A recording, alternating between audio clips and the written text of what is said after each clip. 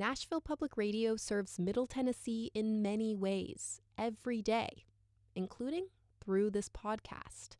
You can support it by leaving a review or rating, by telling a friend about it, or by contributing at WPLN.org/give. This is the Nashvillager Podcast.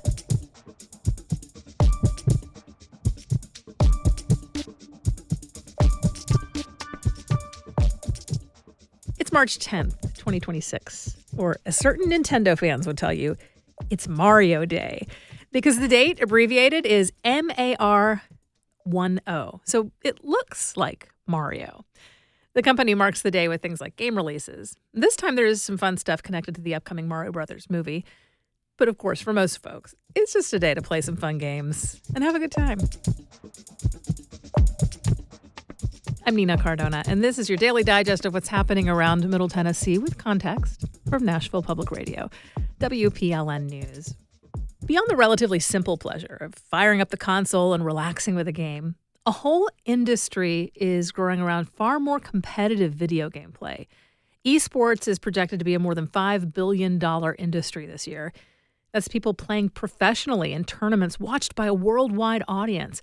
It's also folks playing in their free time, but competing in organized events for championship bragging rights or cash prizes. Now, what I know about esports mostly comes via my son, Edward. He was on his college team, playing the tactical battle game Valorant against squads from other schools around the nation. As a mom, I really appreciated that he had that kind of cooperative outlet during the pandemic when his campus was otherwise a distance learning lockdown zone. And sure enough, since he graduated, his Valorant team is the group of friends he seems to keep in touch with the most. What's really great is that they can essentially keep doing the same thing that brought them together, no matter how far they move apart from one another. As long as there's an internet connection, they can all jump online and go at it. Now, it's still early days for esports, so the level of participation really varies from place to place. Up in Clarksville, Austin Peay State University just made its esports debut this fall. Right out of the gate, its Tekken team beat MTSU in a tournament, winning $2,500 to help underwrite the club. Cumberland University in Lebanon has been competing for about 5 years now and has a nationally ranked team with more than 100 students. There's an interview on YouTube with the man who runs the esports program at Cumberland, and it's really interesting to hear him talk about it the same way you would a traditional athletic program. In fact, he comes from the world of football. And locally, there are a number of ties between the two kinds of competitive worlds. Back in 2014, Tennessee Titans lineman Roger Saffold established a professional esports team. He was one of the first pro athletes, not just in the NFL, but in any sport, to also have a foot in the professional esports world. That company, Rise Nation, is still competing in multiple video games, and by some estimates has brought home more than $1.5 million in prize money over the years. Former Tennessee Titans safety Kenny Vaccaro followed in those footsteps, founding a competitive gaming company when he retired from the NFL. Now, I should say that Gamers First was a mess. Things fell apart under allegations of multiple problems, including accusations that the gamers on that payroll weren't always getting paid. But that messiness is part of the story of an emerging industry, too. In 2022, the Titans themselves organized esports events centered on football video games called Titans Tourney. And Major League Soccer has an entire esports league tied to teams like Nashville SC. Each team, in addition to its usual roster of traditional athletes like Hani Mukhtar and Sam Surridge, also drafts a gamer to compete on the club's behalf in video game competitions, playing the console game FIFA. Just last week, this year's roster was announced. A guy with the online handle Cesar Reado 80 will be playing for NSC. There will be multiple rounds of tournament play, winnowing down from 30 players to 8 who will face off in person late next month. And there's a $100,000 prize on the line. Of course, with a new world of competition comes a whole new range of issues that could pop up. And so the emergence of esports can even be seen at Vanderbilt Law School. A paper published in the Vanderbilt Journal of Entertainment and Technology Law gets into the complexity of copyright battles between the companies that own and develop video games and the companies that put on these tournaments and then broadcast them to the world online or even on cable television. But on a much more grassroots level, there's a brand new option for getting into esports in the Midstate. A new gaming center recently opened in Franklin, offering weekly tournaments in games like Rocket League, Fortnite, and War Thunder. And it's easy to access. One Xeno is housed inside the Franklin Walmart.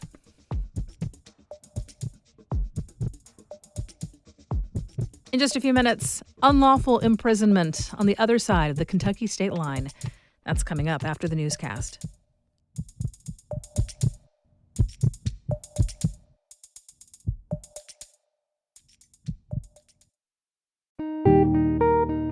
We know that local government isn't the only part of your life. Like the mayor, I know that city government isn't the only thing you're concerned with. We are still struggling to find affordable housing. Particularly with this bus stop. That's one of the unique challenges with my business. I'm WPLN's Metro reporter Cynthia Abrams. I'm working to break down topics like transit, housing, and local government to make sure that when you are thinking about Metro, you're getting the full story. Follow my latest stories at WPLN.org. Here's the latest from WPLN News. Nashvillians are calling for the release of a local journalist detained by immigration officials. Estefany Rodriguez Flores was arrested while driving a car marked with her Spanish-language outlet, Nashville Noticias. Rodriguez had been reporting on immigration enforcement in the city before her arrest. WPLN's Mariana Bacallao reports musicians and activists are organizing for her release. Theo Fun Taqueria in North Nashville has become a makeshift call center for people contacting their representatives on Rodriguez's behalf.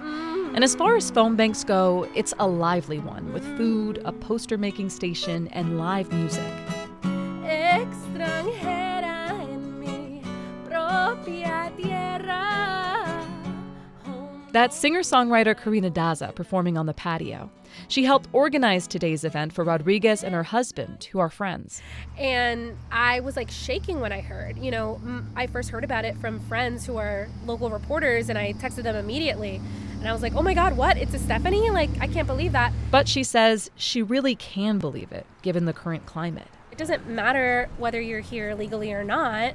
It doesn't matter if you're even a citizen. Sometimes it feels like, oh my gosh, am I going to get pulled over or even detained because I don't have my passport on me, because I'm brown, because I have an accent? Inside Theo Fun, waiting on a tray of nachos, is Vanessa Delgado, who works with families who have a loved one detained by ICE. She says a spotlight on this case can also help others. There are a lot of other people that this is happening to. We've been working with families for months who have been detained. So obviously this is important and her story is important. We are also wanting folks to remember everyone else's story. A hearing for Rodriguez's case is scheduled for next week. Mariana Bacallao, WPLN News. 3 women are suing an Old Hickory pastor, his former church and Bible college, saying he ran a sex trafficking and forced labor operation through the ministry. It's called Global Outreach Developments, or GOD International, and Greg Garner founded the ministry. The women, who were not identified by name, say they were groomed, coerced into sex, and threatened with retaliation if they told anyone. What's more, they say they were encouraged to entwine their lives so thoroughly with the ministry that reporting abuse would risk everything. Their jobs, housing, and their children's schooling were all tied to Garner, and he served as a counselor and financial advisor to their families. The Tennessean reports other leaders at God International confronted Garner in September, and he resigned soon after. They say he no longer holds any position in the ministry and is banned from the campus. Separately, Garner and his wife were indicted in 2021 on allegations of TennCare fraud, but those charges were later dropped. There is broad bipartisan support in Tennessee's State House for a bill that would require the state to apply for all available summer EBT. The food aid program offers funds for low-income families to buy food when kids are out of school. But Governor Bill Lee has declined to apply for the tens of millions in federal funds 2 years in a row now, citing administrative costs. That's despite the calls of dozens of county mayors asking him to bring back the program, which helps fight child hunger. The bill passed the Senate Health and Welfare Committee last week. Its fiscal note shows that spending about $8 million in state dollars would provide more than $80 million in food aid for Tennesseans. Tennessee lawmakers are considering a bill to lessen the ability of local governments to enforce laws about what and where people can build. WPLN's Caroline Eggers reports. Local governments generally regulate how land is used through zoning laws, like preventing a meat plant next to a school. Southern Environmental Law Center Director George Nolan says a proposed bill could prevent local authorities from enforcing zoning laws. This bill will allow developers to bully local government into submission anytime a local government has the temerity to say no to a developer by enforcing a zoning law. Nolan warned that it could create a firestorm of lawsuits against local governments on behalf of landowners and developers. The bill's sponsor, Senator John Stevens, decided to take up the bill in 2 weeks to allow time for amendments. Caroline Eggers, WPLN News. Nashville's operating budget is nearly $4 million. More than half of that is funded by property taxes. And because property values have increased by almost 50%, the city will see a boost in property tax revenue this year. But the mayor's office says the increased revenue will only keep pace with growth and inflation. It will not expand services.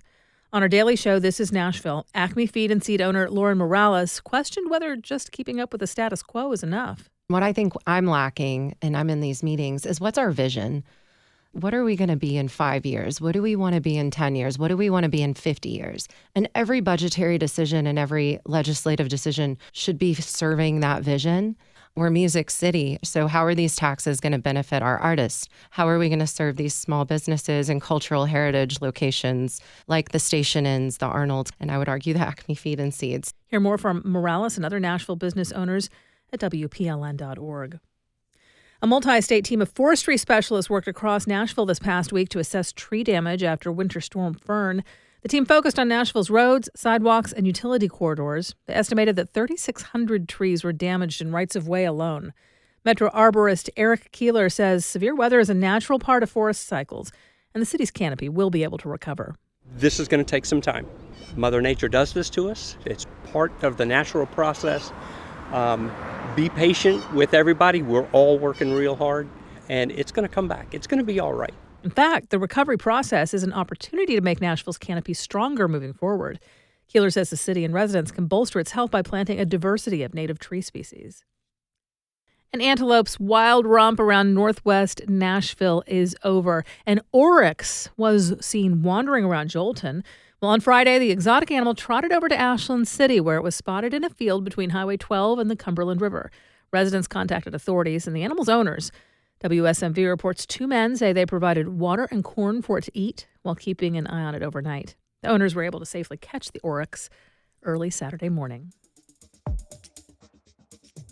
You'll find more news anytime at WPLN.org. Immigrants locked up in Kentucky jails say federal immigration authorities are unlawfully imprisoning them. Federal judges often agree and order that they be released. That's according to findings by WKU Public Radio and the Kentucky Center for Investigative Reporting. Reporters Michael Collins and Morgan Watkins recorded this conversation about what they learned. Hey, Michael. Hey, Morgan. It's been over a year since President Donald Trump launched an aggressive campaign to try to arrest and deport millions of immigrants. Nationwide and in Kentucky, a lot of people say they're being detained illegally and are asking a judge to order their release from jail. You took a close look at one woman's case. Tell me about her. Yeah, among the many recent ICE detainees in Kentucky was Dana Cornell Hernandez. She was arrested just outside Indianapolis for allegedly driving without a license. At the time of her arrest, she was 22 years old and had lived in the U.S. for 16 years after immigrating from Mexico at the age of 6. Her lawyer said she has no criminal background, she's engaged to a U.S. citizen, and she was roughly 5 months pregnant when she entered ICE custody. That lawyer is Karen Weinstock. She's the immigration lawyer who represented Cornell Hernandez as she petitioned for habeas corpus. That's the mechanism used to argue that an individual has been unjustly detained and their Fifth Amendment rights in the Constitution have been violated. Her petition was granted by a judge, and Cornell Hernandez was released from the Grayson County Detention Center after almost a month in custody. Weinstock says thousands of immigrants have filed similar petitions ever since the Trump administration instructed immigration enforcement to detain basically all immigrants in custody, not just those with criminal records or those who recently came to the U.S. The administration is also arguing that immigrants who historically had the right to bond hearings can no longer be released before their case is decided.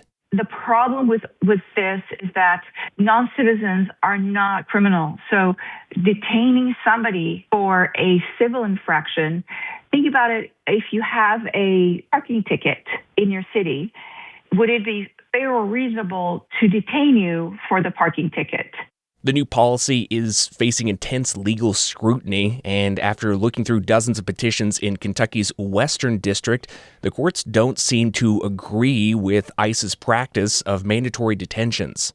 We examined more than 60 petitions that were resolved from January of last year through February 9th, and most of the immigrants were being held in either the Grayson County or the Hopkins County jails. Judges granted about 3 out of 4 of the petitions, and those rulings came from judges appointed by Trump and judges appointed by former President Barack Obama.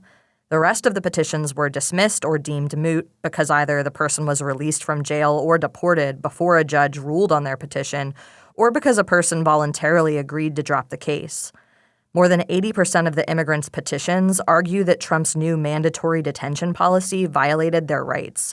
Typically, immigrants who've already lived in the U.S. for years could at least ask a judge to consider releasing them on bond while their deportation case is considered. But the Trump administration now argues they should be locked up indefinitely until their case is resolved. Looking ahead, the lawyers we spoke to seemed pretty confident the issue would culminate before the U.S. Supreme Court in what will likely be a fierce debate over the bedrock policy of Trump's immigration crackdown. That's Michael Collins with WKU Public Radio in conversation with Morgan Watkins with the Kentucky Center for Investigative Reporting. We do this roundup of news every weekday, so subscribe in your favorite podcasting app to make sure you never miss an episode. And if you like this, you'll probably enjoy the Nashvillager newsletter, too. You'll get perspective from more of my colleagues at Nashville Public Radio and links to the stories we're following. Sign up for those daily emails at WPLN.org/Nashvillager. And thanks so much for listening. Let's make this day a good one, and we'll catch back up tomorrow.